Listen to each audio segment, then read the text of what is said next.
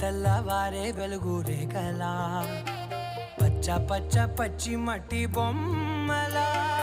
అల్లి బిల్లి వెన్న పాల నురగలా అచ్చ తెలుగు ఇంటి పూల కొమ్మలా దేవదేవుడే పంపగా ఇలా దేవతే మా ఇంట అడుగే పెట్టెనంట బ్రహ్మ కళ్ళలో కాంతులే మా అమ్మలా మా కోసం మళ్ళీ లాలి పాడేనంట.